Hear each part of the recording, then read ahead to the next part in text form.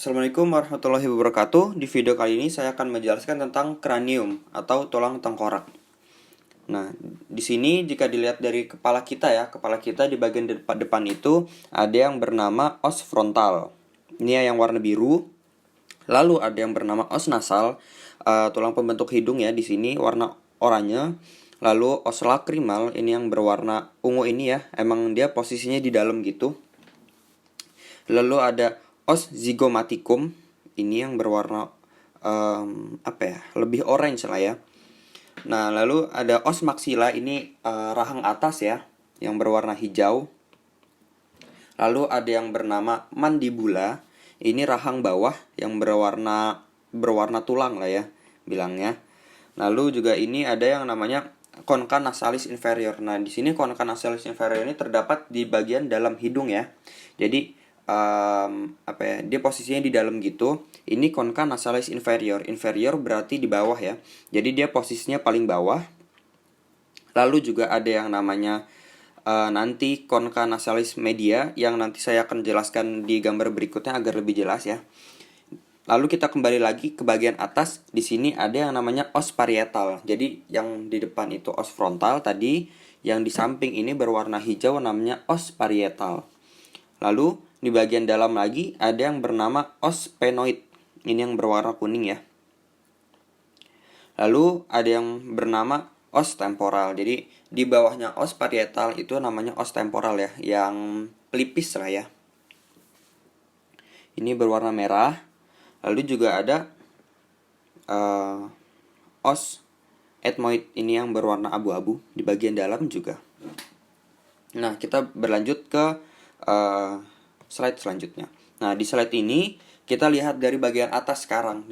Kalau misalkan kita lihat dari bagian atas ini, kita akan melihat sutura-sutura ya. Sutura-sutura dari bagian kepala. Ini ada yang namanya sutura coronalis. Ini ya, yang di samping ini. Lalu juga ada yang namanya os sagittalis. Ini yang membagi kepala ya, membagi kepala menjadi dua ini, membagi os parietal menjadi dua. Tadi kalau sutura coronalis ini membagi os frontalis sama dengan os parietal. Nah, kalau misalkan sutura sagittalis ini membagi dua os parietal ya, kanan dengan kiri, dextra dengan sinistra. Kalau os lambdoidea ini membagi antara os parietal dengan os occipital. Jadi ini namanya os occipital ya di belakang. Tadi di gambar sebelum belum ada karena os occipital ini berada di bagian belakang. Nah, lalu ini jika tempurung kepala bagian atas ini kita putar balikan gitulah ya. Ini terdapat foveola granulares. Nah, kenapa namanya granulares? Karena ini kayak granula gitu bentuknya, titik-titik gini ya, kasar-kasar gitu. Nah, lanjut lagi, ini gambar ronsennya. Jadi biar kalian familiar jika ditampilkan gambar ronsen nanti di modul-modul kedepannya. Ini tadi sutura sagittalis ya. Sutura itu arti dari sutura sendiri itu garis-garis lekukan ya. Tadi kan bentuknya lekuk-lekuk gitu kan. Nah, ini sutura sagittalis. Kalau yang ini di belakang maksud saya, ini sutura lambdoidea ya. Ini sutura coronalis. Jadi sutura coronalis tadi yang bagian depan, kalau sutura lambdoidea ini yang bagian belakang. Lalu di sini ada sinus ya. Ada sinus yang nanti kalian pelajari di modul-modul kedepannya. Lalu juga di sini ada concha nasalis inferior. Memang kalau misalkan ronsen ini harus jeli ya melihatnya. Nah, lanjut. Nah, ini biar kalian lebih gampang melihatnya ya. Jadi ini udah dibuka tampilan dinding lateral hidung selatah septum nasi diangkat. Jadi septum nasinya udah diangkat, kita bisa lihat dalamnya. Nah, kalau misalkan kita lihat dalamnya, baru terlihat nih concha nasalisnya. Ini ada yang superior, ada yang media, lalu juga ada yang inferior. Ya. Lanjut lagi, ini gambar ronsennya di bagian samping ya. Lalu di ini saya tampilkan kepala pada anak kecil ya atau bayi. Nah, di sini terdapat fonticulus anterior dan fonticulus posterior. Kenapa ada ini? Karena kalau misalkan pada bayi itu belum terdapat maksudnya os-os kranium ini belum 100% rapat gitulah ya. Jadi ini sutura sagittalisnya belum rapat, sutura cornalisnya belum rapat kan ya, masih ada jarak. Jadi ini kalau misalkan yang kalian pegang pada kepala bayi itu di depannya empuk gitu kepalanya karena belum tertutup oleh os frontal, maksudnya os kranium ya. Nah, ini juga bagian penting yang bakal kalian temui pas modul nervous system ya, pas modul saraf. Ini penting. Ini namanya basis kranii. Basis kranii ini dasar kepala ya, dasar tengkorak. Jadi bagian bawahnya ya, bagian dasarnya. Ini yang pertama ada tempat keluarnya nervus olfactory atau nervus 1. Ini namanya foramen cribosa ya. Ini titik-titik nih. Lalu ada yang namanya canalis opticus. Dari namanya canalis itu terusan, opticus itu mata. Jadi dia tempat keluaran nervus opticus, nervus 2 ini. Lalu ada yang namanya viscera orbitalis superior. Ini bisa kalian baca.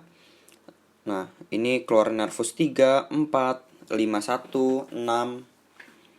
Nih. Nah, dari nama viscera itu artinya torehan ya. Jadi dia bentuknya kalau misalkan kalian lihat kayak torehan gini. Shred gitu kan. Shred gitu. Nah, lalu ada juga yang namanya foramen rotundum. Ini nervus maxillaris. Nervus 52 ya. Jadi kan nervus 5 itu kan trigeminus dibagi menjadi 3. Nah, jadi ada 3 gitu, nervus trigeminus 3. Nah, jadi 3. Ini foramen rotundum. Foramen itu artinya lobang. Ini foramen rotundum. Ada juga yang namanya foramen ovale, tempat keluaran nervus 53. 5 ke 3, foramen ovale, bentuknya oval ya. Jadi kalian bisa gampang ingatnya foramen itu lobang, oval itu ya oval. Jadi dia kelihatan bentuknya oval gitu. Nah, lalu ada yang namanya foramen spinosum. Ini tempat keluarnya nervus 53. 5 ke 3. Lalu ada meatus acousticus internus. Meatus itu artinya liang ya.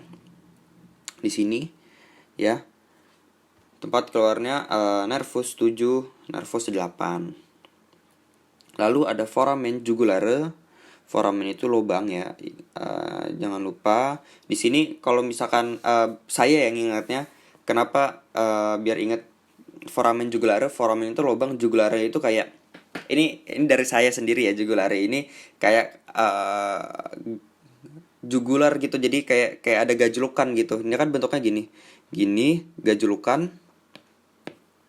Gini ada gajlukan, habis itu gajlukan gitu kan. Nah, itu saya biar gampang ingatnya. Nah, itu namanya foramen jugulare buat nervus 9, 10, 11. Lalu juga ada canalis hypoglossy. Nah, dari namanya aja udah hypoglossy, berarti nervus 12. Nervus 12 kan hypoglossus.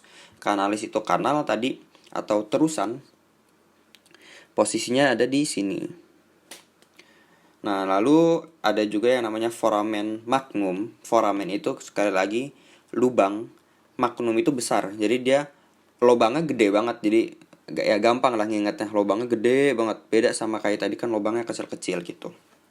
Nah, ini kita udah selesai dari PowerPoint-nya ini. Saya akan menunjukkan ya. Ini gambaran aja. Kalau misalkan kalian lihat 3D-nya, kalian juga bisa lihat dari aplikasi namanya ESS Skeleton 4. Di sini kalian bisa lihat ya tadi ini os frontal, lalu parietal, occipital.